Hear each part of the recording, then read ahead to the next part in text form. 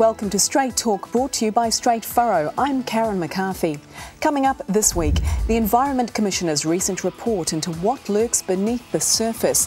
How much blame do farmers cop for water pollution? Too much, they say. Fonterra's half-year results and keenly anticipated strategy refresh out this week. What is the industry hoping for from the dairy giant on the co-op's future direction? And the nation's dairy farming women come together for their annual conference. By all accounts, a roaring success, a report back from the front line. In the studio with us this week, Phillip Bell, Clevedon dairy farmer and Auckland chairman of Federated Farmers Dairy. Welcome. And Anne Boswell, a rural journalist, formerly with the Waikato Times, now chief reporter of the Monthly Dairyman. Thanks for being here. Thank you. The water report put out recently, let's talk about that first, by the Environment Commissioner, Jan Wright, again has put New Zealand's clean, green image and branding into the spotlight with regard to pollution of our waterways. Phillip, the finger again has been pointed at farmers as the major culprits. Fair? You know, we have to admit that dairy farming especially has a footprint, leaves a footprint behind, but it is a very valuable industry, and we have to share that footprint with all the other use, human use and animal use of land in New Zealand. We've got roading, introduced species of animals and fish, and the cities and the people in New Zealand. Is it an acceptable footprint? Well, to some people it probably isn't. I look at the positive side of it, that from the farming point of view, that we've, especially dairy farming, we've had the finger pointed at us a lot, but we've made in a lot of big advances in the disposal of dairy effluent, in the fencing off of waterways, and that is progressing at this time. And with Fonterra's introduction as to having to fence off the waterways as a condition of supply starting in 2013, I think that will continue on the progress that's been made, and I think it's very positive progress.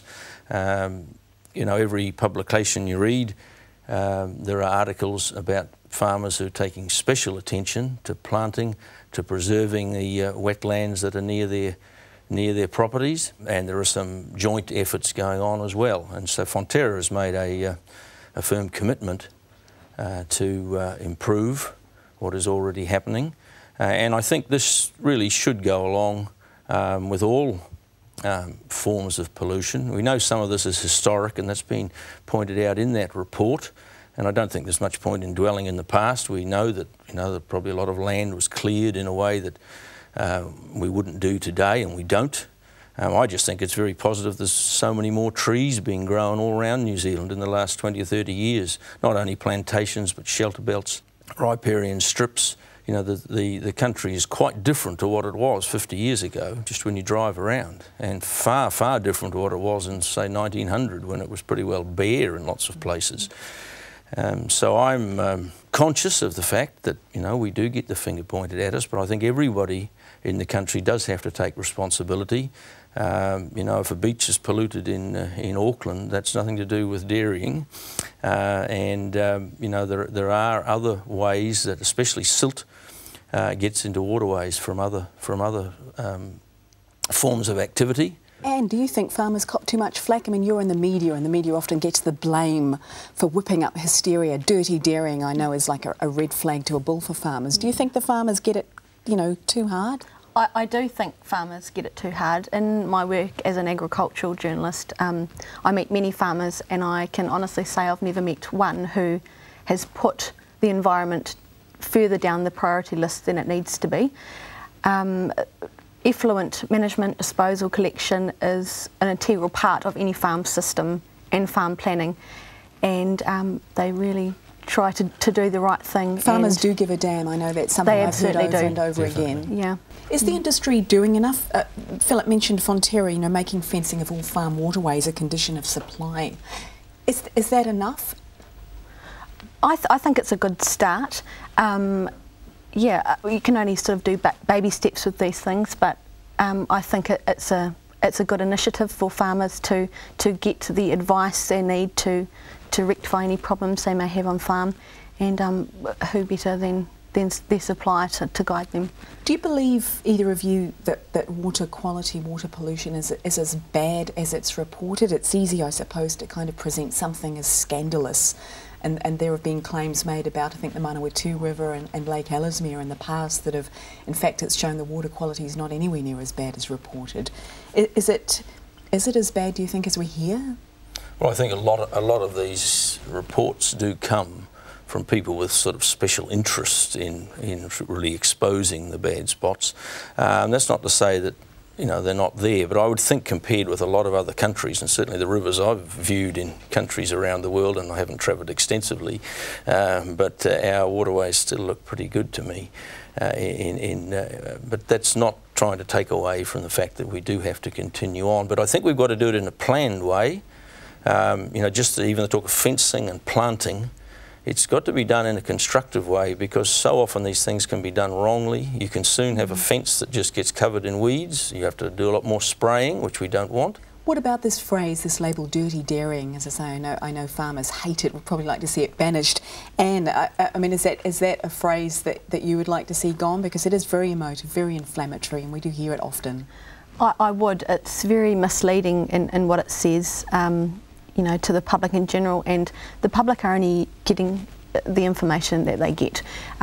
They don't have the opportunity to see real dairy farms in practice a lot of the time, which is where the Federated Farmers Farm Day, Farm Days held recently, was a really great example of them being able to get out there and see how exactly a dairy farm runs, and what farmers are actually doing. So I think, to be fair, the label needs to be, it's not quantifiable, I don't think.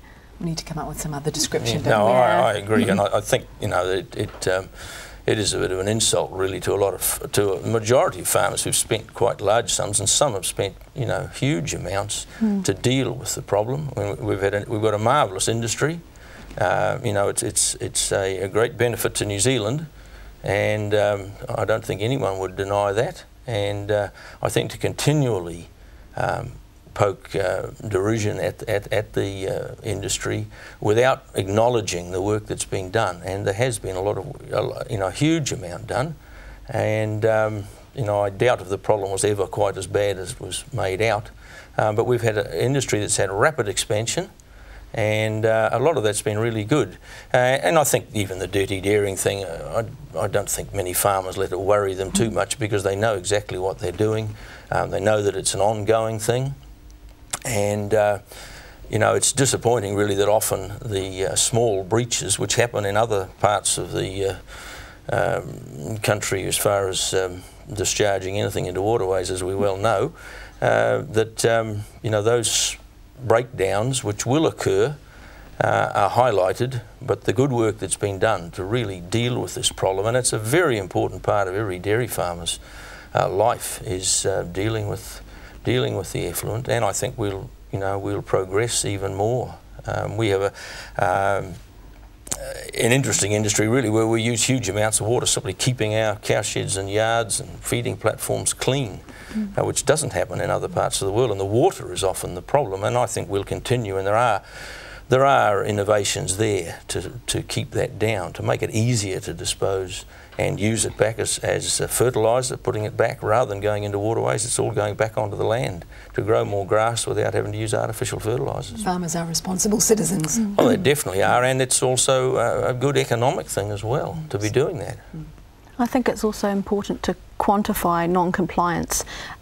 It's not black and white, it's very much a grey area, and there are people who, perhaps maybe a few, that continually make serious breaches of regulations, and then some who perhaps make a one-off mistake, or just there are factors out of control such as weather that we cannot predict, and they're being put into the same boat, which I don't think is fair also. Got to put things in perspective.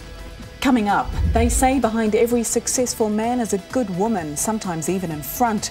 Dairy farming women have their day, 2 days it was, in Rotorua recently at their annual conference, a networking extravaganza for the women of the industry. So what went on? That's after the break on Straight Talk.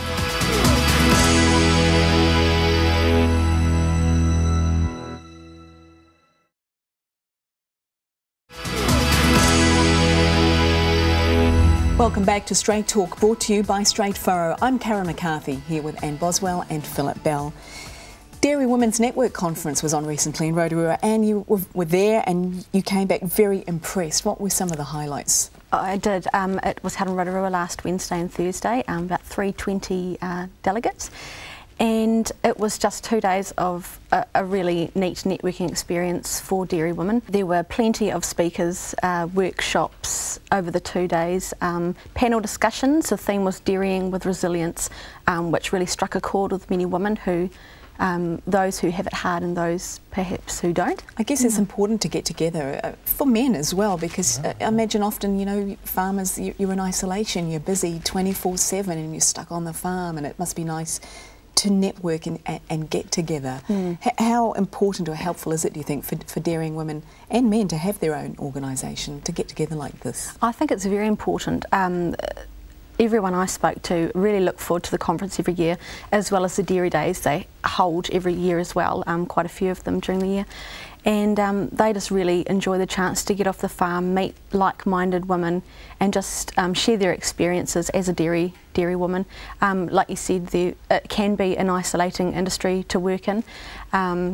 So yeah, it was really good for them to get out there, discuss any issues that they needed to discuss and let their hair down for a couple of days. Women have been quite slow to sort of get into the limelight with their role on dairy farmers. We think dairy farmers, we think of the blokes. Why is that? And you know, how important is their role on the farm? Well, of course, it's always been very important, and I've got great admiration for women, especially in dairying, but in all aspects of farming, because they, from the pioneering days, we know just how much work they've done, and they probably weren't in the limelight, but you know, there were often, we used to talk about the term, you know, one-man farm, but often there was a very good woman there as well, and you know, there have always been women who've been able and very competent at doing all the aspects, not just the sort of more home building aspects, but you know, out there working alongside their husbands and partners, and you know, it's always been a part of the industry, and I think it's just sort of moving on from that, really, that they are now taking more parts in you know, in executive roles on the boards of companies, and it's probably still slow numerically compared with what it could be, but you know, having conferences like that means that, you know, they can get together and discuss the things that they may feel affect them sort of differently from the male side of farming. I was going to ask you about that, just as, you know, as a bloke, is whether, you know, a conference like this of just the dairying women of the country is something the fellas would scoff at, or you do see merits in the women of the industry getting together? Yes, I can't see any problem at all, but I mean, there are just, you know, in all aspects of farming, from your veterinarian to your advisor to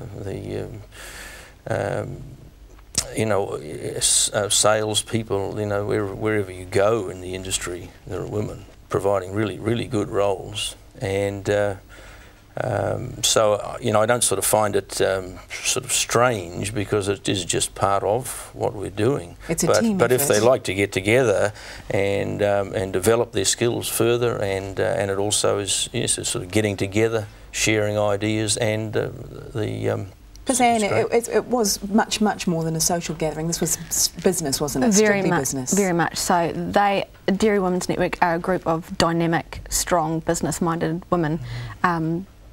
Very impressed with their strategies and how they plan to put those into practice in the future. It was quite inspiring. It was very inspiring. Listen, one of the keynote speakers was Teo Spearing's new Fonterra CEO, who's, I think, 6 months into the job now. I'm interested just to hear what did he have to say. I mean, we weren't there. It'd be good. Just what was his vision? What did he have to say? He took a two-pronged approach to the strategies of Fonterra for the future. One was really lifting the profile of Fonterra in New Zealand, striving to make it for people to take pride in Fonterra. He talked about people taking emotional ownership of Fonterra, much like we do the All Blacks, and really celebrating their success and getting behind them and what is really helping to drive the economy at the moment. Is there a sense that Fonterra doesn't have the greatest kind of public reputation, or is is perceived in a certain way? I think there probably is within the farming industry. I think we feel there are a lot of knockers out there when really, as Anne said, the country should be celebrating. Really, it's our preeminent industry at the moment, and it's had expanded largely in the last 10 to 20 years. And it's moved into places where it hasn't been seen before, and that's probably some of the reasons people don't like change a great deal. And of course, it's very much in the spotlight, and people can, get the computer out. It's not a calculator out. It's not hard to work out how much a dairy farmer's making and money-wise, and we're visible. The payback for the country is great. I mean, the money doesn't just come back to the farmer. It's shared around the whole. It's in everybody's interests. It's in everyone's interests, and fortunately, and I've spoken at a couple of meetings lately, and it's been great to get some good feedback from people who's standing up and saying, look, hey, I'm doing really well because of Fonterra, and long may it last. Is this right? Anne Teo said, I think, at the conference that the company, that the co-op is seen as an occupier when it should be seen as a steward. That's exactly right. That's what he said. And yeah, he really wanted to change that role. People sometimes see Fonterra as a bit of a dominant force on the New Zealand landscape instead of one as a bit of a protector or a steward, like he said. So he really wants to get into connecting with the communities a bit more, which Fonterra Milk and Schools is a good start to do. It does so many good things, and to look back at the assistance given to Christchurch in the earthquake by Fonterra and the farmers in that part of the country, which was amazing. And as a farmer too, can I just ask how you think Teo Spearings is doing? What do farmers make of him 6 months into the job? Oh, I think it's very positive, the way, yes, his presentation, and I've been to 2 meetings reasonably recently where he spoke, and I think he's brought a fresh approach. He's got long experience with cooperatives, which I think is really good, and I think that's perhaps one thing that people find a bit strange is the cooperative nature of Fonterra, but it's something quite historic in our industry. We've had cooperatives for a long time for some very good reasons. And whether that's fully understood, really, why we do that, I'm not quite sure. But I think we should make it understood. And the other thing is, although Fonterra may seem very big in New Zealand, the world's a big place, and we're a very small part of it.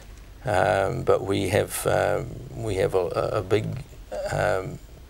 footprint as far as the global dairy trade goes.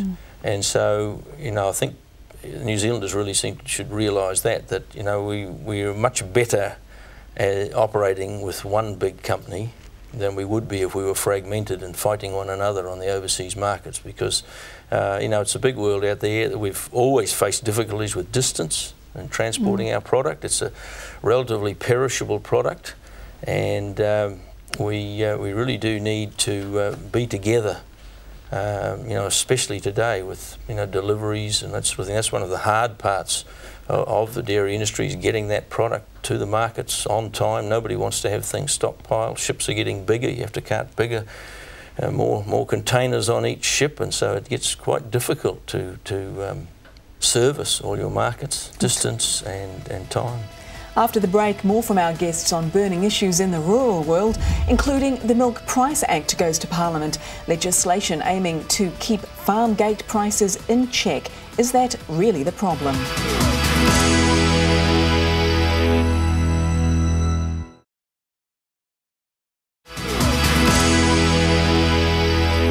Welcome back to Straight Talk, brought to you by Straight Furrow. I'm back with Phillip Bell and Anne Boswell. The dairy industry restructuring legislation went to Parliament this week, proposals to oversee the farm gate milk price setting. Phillip, how's that move been viewed out on the farm? Well, I think at the moment we'll be waiting to see what happens. I mean, there's certainly been a huge amount of discussion when the proposed changes to the Dairy Industry Restructuring Act were mooted some months ago. There was a lot of quite strong reaction, especially from Fonterra suppliers, because they saw that it seemed to be prejudiced against Fonterra. But there's been a lot of water gone under the bridge since then, and the Minister, Mr Carter, has announced publicly a lot of the changes that have been made to some of those proposed alterations, and I think the mood out there is pretty optimistic, and it is important that it's seen to be fair and equitable to all the parties concerned. And I think, yes, I think there's an optimistic view out there. And is it helpful or fair to require Fonterra to publicly disclose more information on its farm gate price setting? Do you think that it's time for more public scrutiny? I don't know if the general public would benefit from that, as long as I think Fonterra have accepted that they're going to be under scrutiny, so they've come to terms with perhaps having to do that in the future. But to a lay person, I'm not sure it would mean much to them, as long as they know that what is happening in the industry is fair and equitable, like Phillip said. So I guess the issue for the man on the street is, you know, people thinking we have a right to know how milk prices are set, especially when I think a survey showed 9 out of 10 people feel we're paying too much here in New Zealand for our milk. Well, that's where we get some confusion out there, and the press perhaps get it wrong as well. And, you know, there are two different things. There's the farm gate milk price and there's the consumer milk price, and they're two entirely different things. And the farm gate milk price is what the Fonterra pays its suppliers. That's what they get per kilogram for the milk, and you know that because there isn't any large competitor to Fonterra, this is the way it has to be done, and it's actually enshrined in the constitution of Fonterra. It's hard to get a comparison, so they actually have set up a mechanism for setting this price. So the bulk of the payments that Fonterra suppliers receive are based on this farm gate milk price. And that's a confidential formula, isn't it, or has been in recent years? Yes, although I think the principles of the formula are well understood by people who are, you know, in the know, really. But there is still this confusion, as you say, and there's still this perception, isn't there, Anne, out on the street that we're being ripped off here in New Zealand? Well, yes, the milk price, you know, the consumer milk price is an entirely different thing. And no, it is.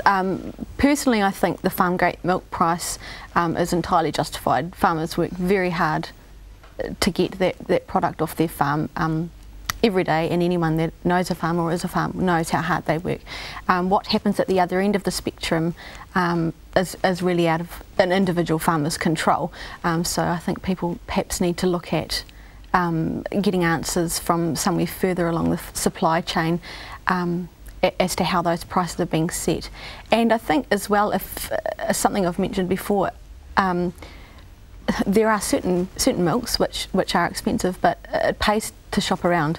I pay a very low price for my milk at my local dairy, and I think a lot of people, given the opportunity, should have a look around, and then there wouldn't be any reason for them to go without something that they shouldn't go without. Do you think Kiwis have a right to cheap product when you think of all the milk that we do produce in this country, or is that perhaps not the case? No, I don't really think it's. I don't think it's a right. I mean, you could apply that to anything, from what you pay the dentist to anything, and I don't think that's really feasible. I mean, we operate with commercial sort of models, so It's our white oil, though, isn't it? Well, it is, and you know, the price is to a large extent dictated on the price that's received from our exports, and that's what we're striving to do. The main way to get a fair milk price for the consumer is simply to have competition, and I don't think any farmers are against that if there's been competition in